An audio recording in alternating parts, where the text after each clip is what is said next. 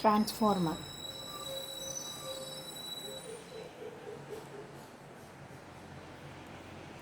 Mutual induction ഉപയോഗിച്ചുകൊണ്ട് work ചെയ്യുന്ന ഒരു ഡിവൈസാണ്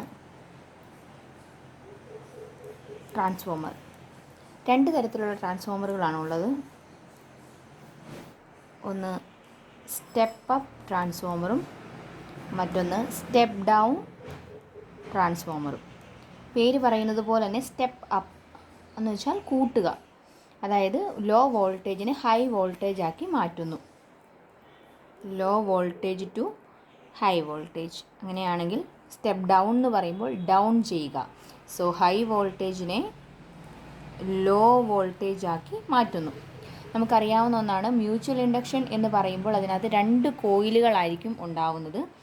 ഒന്നാമത്തെ കോയിൽ അതിന് നമ്മളൊരു AC ആയിട്ട് കണക്ട് ചെയ്തിരിക്കുകയെന്ന് കരുതുക. അതിനോട് ചേർന്ന് കണക്ഷൻ ഇല്ലാതെ വേറൊരു കോയിൽ, അവിടെ ഒരു ഗാൽവനോമീറ്റർ കണക്ട് ചെയ്ത് കഴിഞ്ഞാൽ നമുക്ക്, അല്ലെങ്കിൽ ഒരു വോൾട്ട് മീറ്റർ കണക്ട് ചെയ്ത് കഴിഞ്ഞാൽ നമുക്ക് അവിടെ കറണ്ട് ഉണ്ടാവുന്നത് അറിയാനായിട്ട് സാധിക്കും. അതായത് ഇവിടെയാണ് വോൾട്ടേജ് കൊടുക്കുന്നത്. വോൾട്ടേജ് കൊടുക്കുന്ന കോയിലിനെ പ്രൈമറി കോയിൽ എന്ന് വിളിക്കുന്നു. ഔട്ട്പുട്ട് കിട്ടുന്നതിനെ സെക്കൻഡറി കോയിൽ എന്ന് പറയുന്നു. ഒരു കോയിലിലൂടെ കറണ്ട് കടന്നു പോകുമ്പോൾ മറ്റൊരു കോയിൽ, തൊട്ട് ചേർന്നിരിക്കുന്ന മറ്റൊരു കോയിലിൽ EMF ഉണ്ടാവുന്നതിനെയാണ് മ്യൂച്വൽ ഇൻഡക്ഷൻ എന്ന് വിളിക്കുന്നത്. ഇൻപുട്ട് കൊടുക്കുന്നതിനെ പ്രൈമറി കോയിലെന്നും ഔട്ട്പുട്ട് എടുക്കുന്നതിനെ സെക്കൻഡറി കോയിലെന്നും പറയുന്നു. ഇനി ഇതിലെ നമ്പർ ഓഫ് ടേൺസും വോൾട്ടേജും തമ്മിൽ ഡയറക്ട്ലി പ്രപ്പോർഷണൽ ആയിരിക്കും. അതായത് number of turns is directly proportional to voltage. So നമുക്ക് എന്തെഴുതാം? NB is proportional to VP and NS is proportional to VS എന്നെഴുതാനായിട്ട് സാധിക്കും. അതായത് സ്റ്റെപ്പ് അപ്പ് ട്രാൻസ്ഫോമർ ആണെങ്കിൽ നമ്മൾ പറഞ്ഞു ലോ വോൾട്ടേജ് ഹൈ വോൾട്ടേജ് ആക്കുവാണ്. രണ്ട് കോയിലുകളും ഉണ്ട്. അപ്പോൾ നമുക്കൊന്ന് വരച്ച് നോക്കാം എങ്ങനെ വരുമെന്ന്. രണ്ട് സൈഡിൽ രണ്ട് കോയിൽ വരയ്ക്കണം. ആ കോയിലിൻ്റെ നമ്പർ ഓഫ് ടേൺസ് എങ്ങനെയായിരിക്കും എന്നാണ് നമുക്ക് നോക്കേണ്ടത്.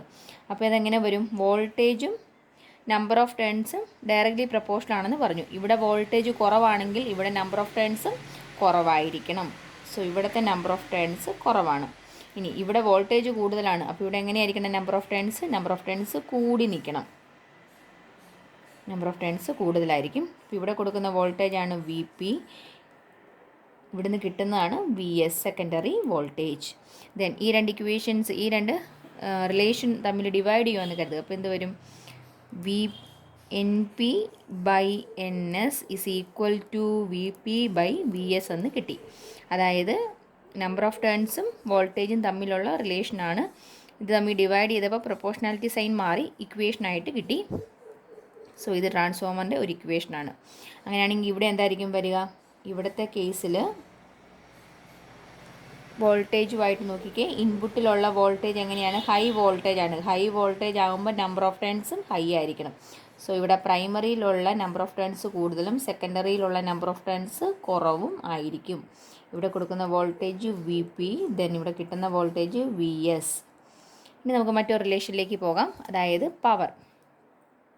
Input power PI is equal to output power PO എന്ന് കൊടുത്തു. പവറിൻ്റെ ഇക്വേഷൻ V/I.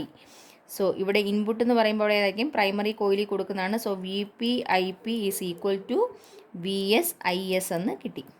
ഇനി ഒന്ന് റീഅറേഞ്ച് ചെയ്യുമ്പോൾ എന്ത് വരും? ഈ VSന് ഇപ്പുറത്തേക്ക് എടുക്കുക, IP അങ്ങോട്ട് കൊണ്ടുപോവുക. അപ്പോൾ എന്ത് വന്നു? VP/VS is equal to IS/IP എന്ന് കിട്ടി. VP/VS ഇവിടെ കിടപ്പുണ്ട്. ഈക്വൽ ടു എന്ത് കൊടുക്കാം? IS/IP എന്ന് വന്നു. അപ്പോൾ എന്താണ് സംഭവിച്ചിരിക്കുന്നത് നോക്കി. ഇത് ഡയറക്റ്റ്ലി പ്രപ്പോർഷണൽ അല്ല, ഇൻവേഴ്സ്ലി പ്രപ്പോർഷണൽ ആണ്. അതായത് ഇവിടെ VP പ്രൈമറിയിലുള്ള വോൾട്ടേജ് ന്യൂമറേറ്ററിലാണെങ്കിൽ ഇവിടെ പ്രൈമറിയിലുള്ള കറണ്ട് ഡിനോമിനേറ്ററിലാണ് കിടക്കുന്നത്. സോ ഇത് ഇൻവേഴ്സ്ലി പ്രപ്പോർഷണൽ ആണ്.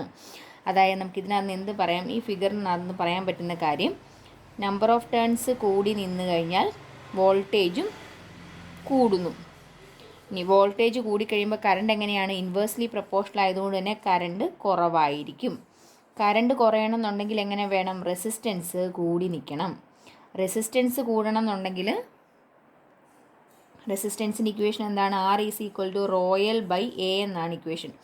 അങ്ങനെയാണ് നോക്കിയാൽ റെസിസ്റ്റൻസും ഏരിയയും ഇൻവേഴ്സ്ലി പ്രപ്പോർഷനാണ്. അപ്പോൾ റെസിസ്റ്റൻസ് കൂടി നിൽക്കണം എന്നുണ്ടെങ്കിൽ ഏരിയ കുറഞ്ഞ് നിൽക്കണം. ഏരിയ കുറവായിരിക്കണം. ഇത് ഏത് കേസാണ് പറഞ്ഞിരിക്കുന്നത്? നമ്പർ ഓഫ് ടേൺസ് കൂടുതലുള്ളതാണ് സ്റ്റാർട്ട് ചെയ്തത്. അപ്പോൾ നോക്കിക്കേ, അത് ഈ ഒരു ഭാഗമല്ലേ, ഇവിടെയാണ്.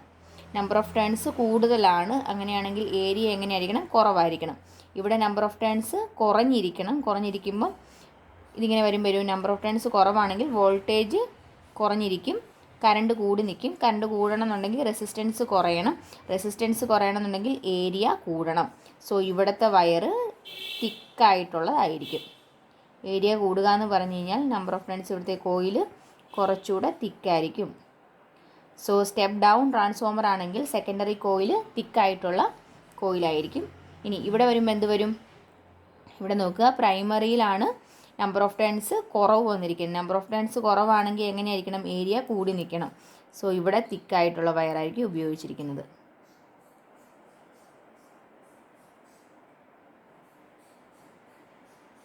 അപ്പം ട്രാൻസ്ഫോമറുമായിട്ട് കണക്ട് ചെയ്ത് കുറച്ച് കാര്യങ്ങളാണ് ഓർത്തിരിക്കാനുള്ളത്. മ്യൂച്വൽ ഇൻഡക്ഷൻ ഉപയോഗിച്ച് വർക്ക് ചെയ്യുന്നു. 2 തരത്തിലുള്ള ട്രാൻസ്ഫോമർ, സ്റ്റെപ്പ് അപ്പ് ട്രാൻസ്ഫോമറും സ്റ്റെപ്പ് ഡൗൺ ട്രാൻസ്ഫോമറും. സ്റ്റെപ്പ് അപ്പ് എന്ന് പറഞ്ഞാൽ ലോ ഹൈ ആക്കുന്നു, സ്റ്റെപ്പ് ഡൗൺ ഹൈ ലോ ആക്കുന്നു. ഈക്വേഷൻ ഓർത്തിരിക്കേണ്ടതാണ്. ഇനി അതുപോലെ തന്നെ നമ്പർ ഓഫ് ടേൺസും അതിൻ്റെ തിക്നെസ്സും എങ്ങനെയാണെന്നും കൂടി നോക്കി വെക്കുക.